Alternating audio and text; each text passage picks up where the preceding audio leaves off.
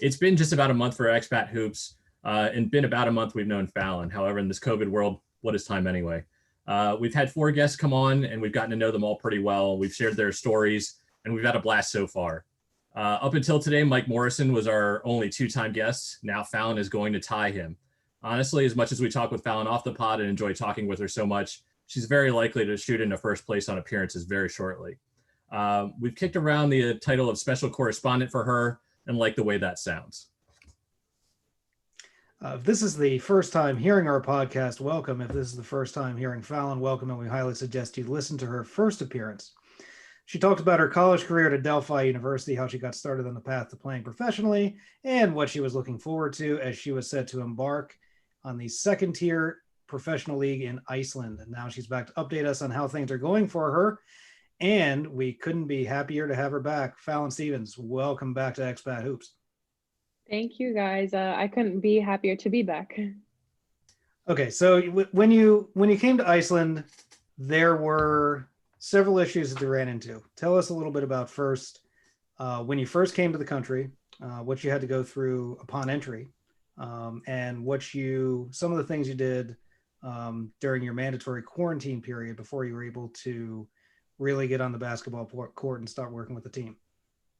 Yeah, so I would say honestly, the first problem that I kind of came to was the only flights coming out of the United States going to Iceland were on Thursdays and Sundays out of Boston. So that really limited the day that I could leave, I guess. And so everything was confirmed for me on a Friday, and then I left that Sunday. So that was a pretty quick period to just like turn around, make sure everything was packed, even though I'd been packed for a couple of weeks. And then I got on the plane, and that was my first European international flight. So I was pretty amazed about how big the flight was. It was like a 2-row or 2-seat, 3-seat, 2-seat. And because of COVID and because of all of these travel restrictions, I actually had nobody in that whole entire row. It was just me, which was kind of nice. And they had prepared meals for us. Well, basically like a sub sandwich and a banana and water because they couldn't have like a hot meal. And the flight was only 4.5 hours. So that was almost even unnecessary. But as soon as I arrived, going through customs was a lot easier than I thought it would be. And then I had to, in advance, pay for and download a COVID tracking app.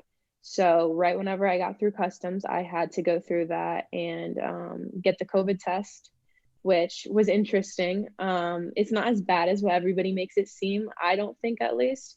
But as I was walking up to get the test, all you hear is people gagging and sneezing.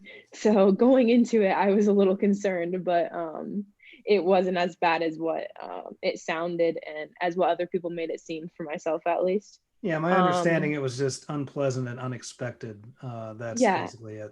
Some people are overly dramatic, and some of those people would be me if I had to go through that test. Yeah, it's just uncomfortable. It's not painful. It's just like very uncomfortable.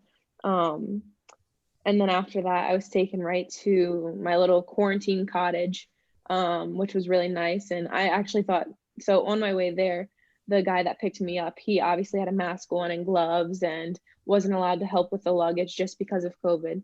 But as soon as he went into the store, I thought it was funny coming from the United States. He goes into the store and takes off his mask to go in when all of us would, put your mask on to go in. So yeah, masks aren't as noticeable here. Most people don't wear them actually. So he took his mask off to go in the grocery store to get me groceries and then put it back on to get in the car with me, which I thought was interesting and kind of funny. But as soon as I got to my cottage, which was very nice, and I was so happy of where it was, I thought everything was beautiful, and they thought I was crazy for thinking that where I was at was pretty scenery. But they're just used to it, I think. And they brought me meals for the whole entire 5 to 6 days that I was there. They went grocery shopping for me, and then I think they delivered pizza to me once or twice, which was nice, and it was really good. But all I did really was I was able to go outside, which was nice. and I could go for runs and go to the beach, which was not too far away. And which another thing I thought was interesting is that there was a golf course within like steps of where I was staying. And I think Icelanders love golf because it would be 40 degrees and windy as anything, and they would be golfing. So they must be pretty good golfers as well if they can golf in the wind that we have here. There is it's interesting you mentioned that, and I'll specifically speak to this because one of my own I guess bucket list items is that playing golf at midnight, because in the summertime the days are so long. Yes. You never get any sort of nighttime. It's basically like, I don't know, 4 or 5 p.m. That time of night. So Andy and I were talking on the last podcast about our avid golfing, but that's just something that is noteworthy to all throw out there. Yeah, in fact, I think we put it, I can't remember if it was on my personal or if it was on the Expat Hoops Instagram account, but I put that it was a business meeting when we last played on Friday. But it was actually really interesting. Speaking of our Instagram account for Expat Hoops, like you were nice enough to share some of the pictures with us and encourage people to go take a look at our Instagram feed, because those pictures are just stunning. And I understand that might be what people can get used to and everything, but it's just beautiful scenery. And I mean, I think you and I talked off the pod about like, all right, you're in quarantine, but is it really that bad when this is the scenery? Right. Exactly. And that's what I told them. I kept saying how beautiful it was and how amazing the land was. And they're like, I've heard of other places in Iceland being beautiful, but never the town you're in. I'm like, maybe it's because I'm from Ohio, but I'm not sure. Scenic Ohio. But how long was quarantine actually? So it was only about 5 days. And then the 6th day, I go back into the capital to take my second test. And it only took 4 hours, I believe, for the test to come back negative and for them to alert me that it was negative. And then a girl on the team, her family was nice enough to have me over for dinner that night. And we had hamburgers, which another fun fact about Iceland is that they have a sauce for basically everything. They have a sauce called hamburger sauce, and they have a cocktail sauce and a pepper sauce and a sauce for mashed potatoes and a sauce for anything you might be able to think of. And I thought that was interesting. They didn't use ketchup or mustard. Hamburger sauce is what it was, and it was do you know good. like what kind of like what the sauce is like, or like what it's based off of, or if you don't know, that's fine. It's almost like a ketchup and like mayonnaise combined in a way. Yeah, I think Heinz sells that here. Yeah, really. Yeah, they sell all that mixed stuff. I've seen quasi interested and horrified posts about the things that Heinz mixes with ketchup and you can buy off the shelf. So yeah, it was interesting, but it was good. This is quickly going to turn into a cooking podcast because Kate and I were discussing. So does the last one. That's what I'm saying. It's going to quickly turn into, okay, let's talk a little bit about basketball, but then let's talk about food. Right. So that's good. I know that, this is actually kind of food related because of one of the perks we talked about this. So you hit a little bit of a snag in going from your quarantine cottage to your apartment. What was that snag? Yes. So because of COVID, the soccer team here in town, their season was still going on. And the person living in my apartment prior was a soccer player.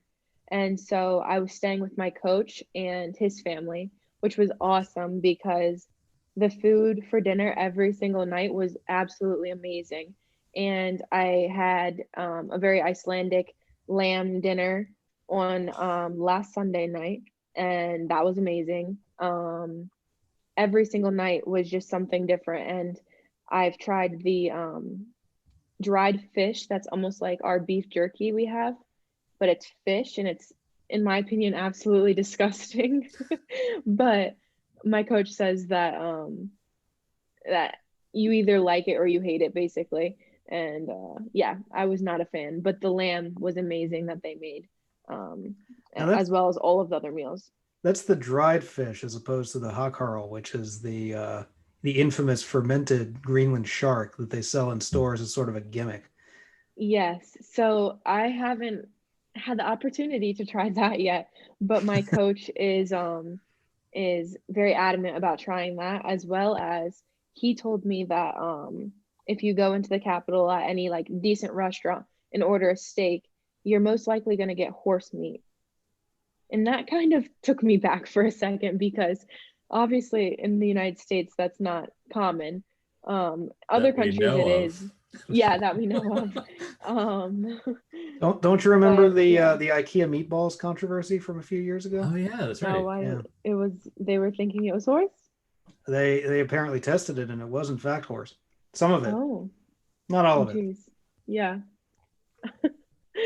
But yeah, I guess that's common here. And it was funny because I was talking to one of my teammates and I was just kind of like shocked that this was so common. And she's like, "Oh, well, it's not the grown horses. It's usually just the ponies." Like, does Oh, that okay. That make makes it it so better? much better. Yeah. Right. Yeah, I was also taken aback by the fact that there is minke whale and puffin on some menus, though now puffin is much less common than it used to be. It's not endangered, but it's not as commonplace. There aren't as many of them. It used to just be like, I don't know, starlings or something on the coast, and now they're Right. much Yes. lower in number. My coach Right. also wants to get smoked puffin meat for me to try. So Can't do I it. will let Sorry. you know. Yeah, I don't know about Yeah, that. I you was gonna say it's better like you than me. it is 6:28. We're recording at 6:28 Eastern on, on Thursday. We have now lost our audience when we're talking about eating horses and Yeah, yeah. right. This is starting But to feel kind of like a Simpsons episode or something. we have officially derailed. Well, no better transition from talking about eating puffins to talking about the first two games, right? Right. So you actually missed the first game due to quarantine and obviously some of the flight issues that you were talking about. But game one, you told us you got 25-11. Number one, obviously we're very proud of that and tweeted that out and everything. Get to say it face to face. Congratulations. Thank you. And really can skip ahead to game two. Got even better. Congratulations on that. But we'll jump back to game one, 25-11. More importantly, your team won. Take us through your first professional game. Yeah, so it was interesting with warm-ups and everything was all a little bit different, but obviously basketball is basketball no matter where you are. The most interesting thing that I found that honestly kind of makes sense is that at 3 minutes, a buzzer sounds and you go to your bench and they do introductions. So they'll announce everybody on the team and then you go back out and warm up for a minute and a half or whatever it might be. And I was a little obviously confused about that, like, oh, what's going on? Why are there buzzers going off? But I actually think that it does kind of make sense. So you have a little bit of time after the introductions to warm up. But as far as the basketball games, I feel like the refs, after probably 2 or 3 plays, realized that I'm not from Iceland. And so they would speak English to me, which was very nice. And then again, going back to basketball is basketball, I was able to understand everything, even if they were speaking Icelandic, just because with the flow of the game, you know what's going on, you know what calls they're calling. But the one thing that I found, I think that took me back in the first game at least, was that it's much more physical and things you could, maybe it was just the refs, but one play you could get absolutely murdered on a foul and they wouldn't call anything, but then a next little reach in, a ticky-tack foul they would call. So it's kind of just adapting to those refs. The refs this past game were a little bit better about being consistent, I would say, but the girls are very physical and very strong, and that was kind of the first thing that I noticed. I was extremely sore the next day after the first game. So is that something that, I mean, do you feel like, is that something as the games that are going to be going on that you're going to have to adapt to, like whether it means, lifting more, or, I mean, how do you think you might adapt to that if that's the case? Yeah, I think that it's more of adapting to the way the refs will call it. If you're, I don't know. I would say, yeah, like adapting to the way the refs will call it. If you take it to the basket and you get absolutely murdered and they don't say anything and they don't call anything, maybe next shot would be a pull up instead of trying to go all the way. I think it would just be adapting to that. And for the most part, I would say that I'm just as strong as a lot of these girls, but with the foul situation, if you don't get a call, obviously there's really nothing you can do about it. But yeah, I would just say like adapting to the way that the refs are calling the game more so.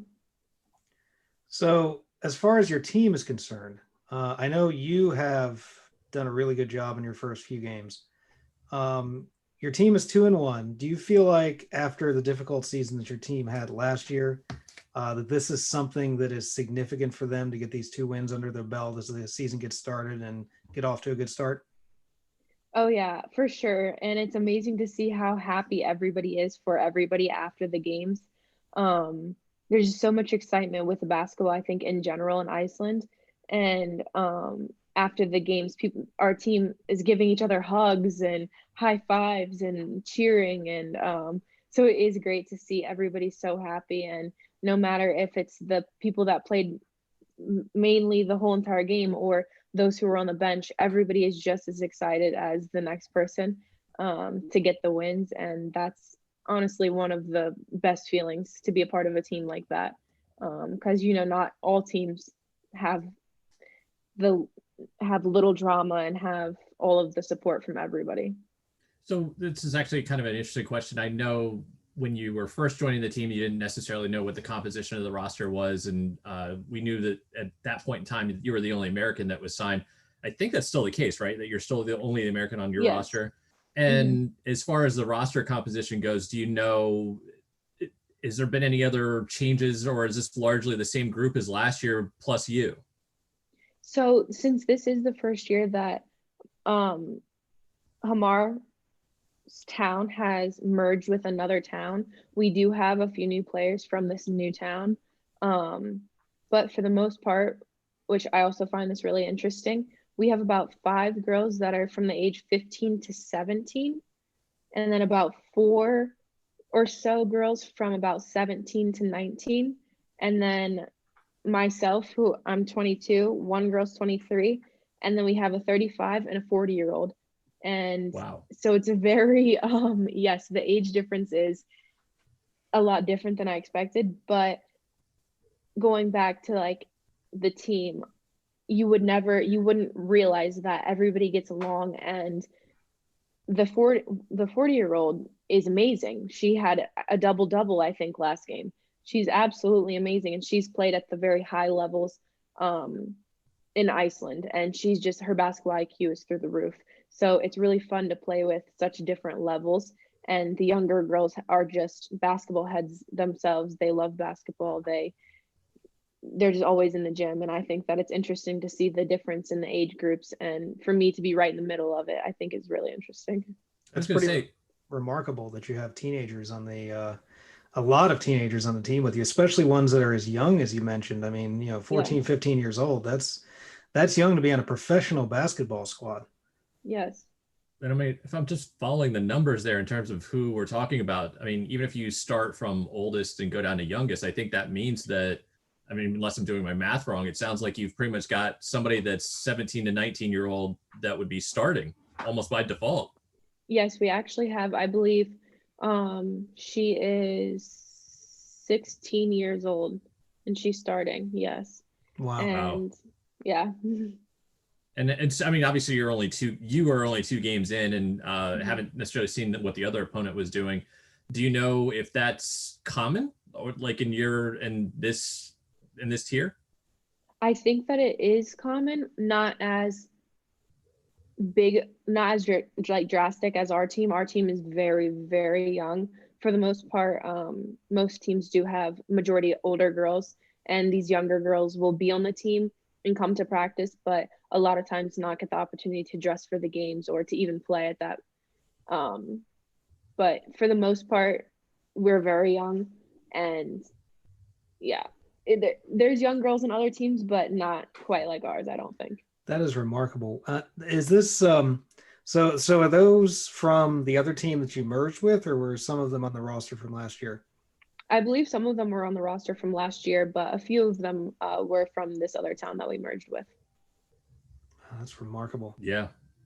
So as far as you practiced a little bit earlier. So number one, thank you for fitting us into your schedule and everything like that. Number two, what seems to be the focus for the team heading into? Well, I mean, I guess you said that there's now like a 2-week delay, but what is it that the team's working on and that you're maybe working on in terms of getting acclimated to them? Yeah, I think that for us, the big part is just to kind of slow the game down. A lot of what it seems like European basketball is quick and they like to press. We get pressed the whole entire game.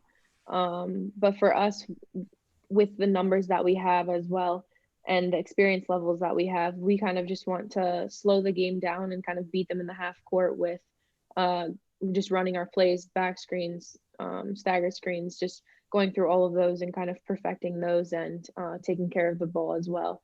When we do get pressed the whole entire game, sometimes that can get rough.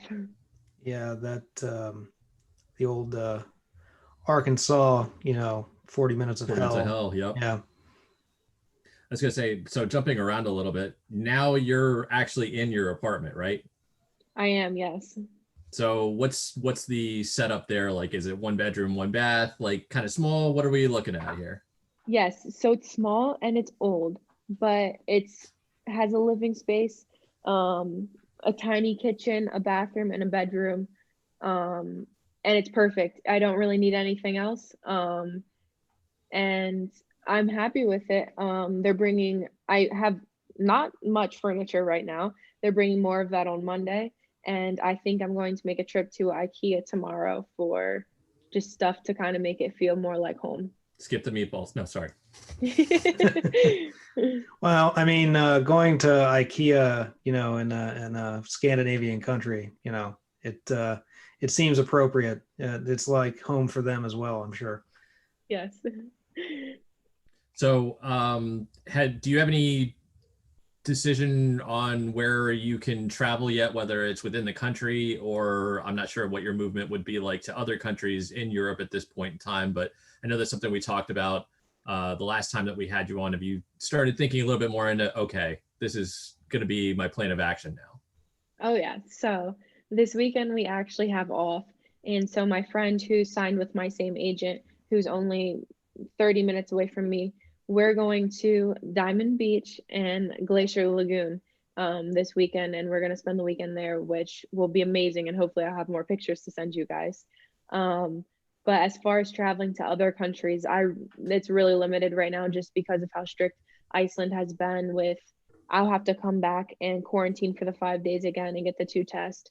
And so I'm still hoping that things will get better by Christmas, because my coach actually told me that the break that we have is almost a month off, a little bit less. And so I'll obviously probably end up coming home. But it just all depends on how that quarantine is. Because I've heard that New Year's Eve here and New Year's Day is amazing. And it's the most biggest fireworks show that you will ever see. So I kind of want to be here for that. But at the same time, obviously would love to spend it with my family. So I don't know. It just depends on how the quarantine rules go and what's happening with COVID and the world at that time. And who knows, honestly. We've wanted to spend New Year's in Iceland. I mean, everybody buys fireworks. They're to benefit the people that save all the tourists from the glaciers. Yes. And the whole city just is ablaze with fireworks. It's quite something. They live stream it every year, so we're able to look at that. Yeah, so that is something that I want to do. So we'll see what ends up happening. But yeah, my coach was telling me that everybody buys. So a fun fact is actually that anybody can go and buy these fireworks and resell them to people, he said, but you just get looked down upon if you don't go and buy them from the people who go and save you from the mountains and from all of this stuff, because those guys are actually volunteers. And so they don't even get paid. So this is kind of their way of making money, and also goes towards their equipment and stuff like that. That makes sense. By now, this is your second appearance here, and we talk with you often outside of this. You're less of a guest and also a listener. What have you liked so far about the episodes that we've done? What have you listened to that you've liked? And are you a Mason fan now? Like we're Delphi fans? Yes, I am. And I also saw the new Jordans that you guys retweeted. Those are pretty cool. They are. You should hit up Ike Tate like Mike Morrison did and get some swag from him. Yeah. Right. Yes. I would say really my favorite part honestly has to be the fans in Greece and Cyprus that you guys had a conversation with. I just can't imagine the like pop, whatever you call them, the poppets being thrown on the ground and coins in the basket shaking. And I think that was one of the like things that have stuck with me the most, just along with like everybody else's experience and just seeing how much basketball means to everybody else and where it takes everybody. I think is just like remarkable. Getting to see the world just because of a sport is something that I think is really cool. But for sure, the fans in different countries really intrigues me. We don't have fun fact, we actually didn't have fans at our last game because of COVID. But the first game, there were fans and everybody cheers really loud, but we had no basket shaking or coins being thrown. Thank God. They got to step up their game. Flares or I know things, yes. Other unsundry types of stuff. Right. I don't think I'm sure Icelanders can be that rowdy, but I don't feel like that's in their person among the you need to have a conversation, I think, with those firefighters about like, look, can we get these fireworks at the basketball games? Yeah, there we go. Right. Because the firefighters really want the fireworks to be indoors and just the way they were intended. Exactly. Yeah, very peaceful people, so they're not going to be doing that anytime soon, but I would love to experience that at some point.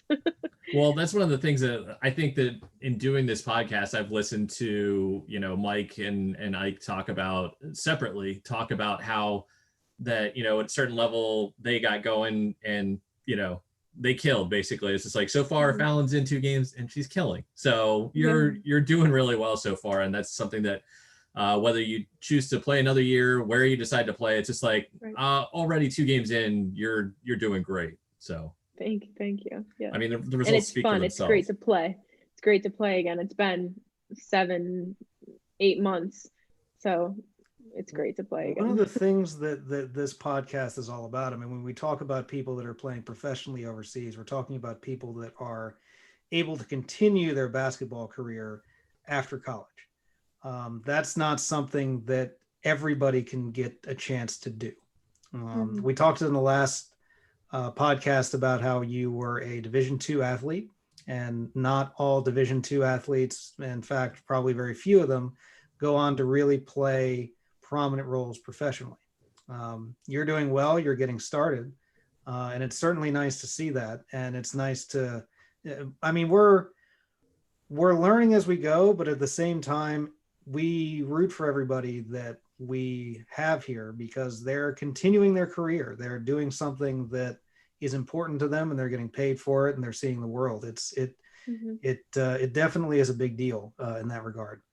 I did want to ask you from a basketball perspective, your upcoming opponents.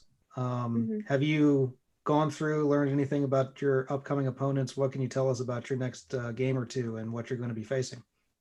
Yeah, so it's interesting because I don't even know the schedule of who we're playing and when we're playing them, but every single time that a team in our conference or league plays, a lot of times it's streamed on Facebook. So I've been able to watch a couple games on Facebook, and my friend who is signed with the same agent, Ashley, I've been able to watch her a couple times, as well as there are 2 other Americans that I know of who are playing in this league. And one's actually from Virginia Tech or Virginia.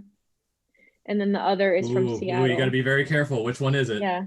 I'm pretty positive. As somebody who grew up in Virginia, you got to be careful on this one. I'm pretty sure it's Virginia. And then the other's from Seattle. So it's interesting watching them and kind of seeing how they're doing and seeing how they have adapted to their team. And I think that I've been very lucky to have come into welcoming arms and hands, and everybody is just asking me if I need anything. And on the floor, everybody is just rooting for each other. It's actually funny because in the first game, our starting point guard, who I think is an amazing athlete, she got in foul trouble. So every practice up until this next game, I told her, no foul trouble, no foul trouble. And this last game, I got a fourth foul, and she said, "Oh, Fallyn, what about no foul trouble?" I was like, "Hey, okay, so we can joke with each other." So it's nice because that's kind of like my personality, with just joking with each other and joking with other people. So it's been nice, and I think that I fit in really well with just the people around. But it's also been nice to watch how other people are doing on the Facebook Live or whatever, the live stats. So it'll be interesting because I have yet to play a team that has another American on it. So I'm not sure when that next game will be or if they'll have an American. But another thing that I've learned is that I believe the cutoff period is sometime in November. Teams up until November can get a player, and then starting in January again, they can bring in a player. So midway through the season, one of these teams, because we play each team 3 times, which I think is a lot, but we play these teams 3 times, and each time they could have a new player. But in this league, only 1 foreign player is allowed on the team at a time. So that's quite a it'll low be limit. interesting. Yes, it is. So it'll be interesting to see if they do bring in anybody. And it is a low limit because it's interesting because I know that our men's team, who is in the same league as us, they have 3. So I'm not quite sure why that would vary between women's and men's, but of course it does. Yeah, I'd be interested in an explanation for that, actually, to see where that why that differs so much. And actually, one of our next guests actually started out in Hamar himself, so maybe we might even be able to ask him. So really, yeah, it's just good to see you. Hear that you're doing well. Obviously, every Tuesday, I'm like, it's Tuesday. What point do I send her the message? How'd you do? You pretty much just have to drop it on me, so I have to stop asking. But we definitely want to know. We also probably should share the link at some point, maybe on our Twitter page or something, where you can follow along. You know, like you said, the information's a little bit scarce, but there is a page that we're using to follow along, and we'll have to share that as well. Obviously, really happy that you're doing well so far, and unfortunately, it sounds like your next game is like 2 weeks away from now. Hopefully, yes, 2-ish, possibly 3. Let's just maybe hope that, more. Hopefully, it's let's not just a hope that continuation. their outbreak of 90 people gets under control. If only we had that. Yeah, exactly. Well, Fallyn, thank you very much for being on today. And Thank you. we look forward to having you back in a few weeks when you Oh. can talk more about it as well. What do you think? Yes, that would be great. And I'll be sure to send you guys pictures as well from this weekend. Oh, yes, please do. So, I mean, hopefully they turn out well. Good luck trying to top the first 5 or so that you send us. Those were beautiful. I'm excited about this location, and I have a drone with me. I don't really know how to work it, but we're my friend and we're gonna test it out. So if I get anything cool, I'll be sure to send it your guys' way. Oh, excellent. That's there you go. There's the hook for the next episode. Mm-hmm.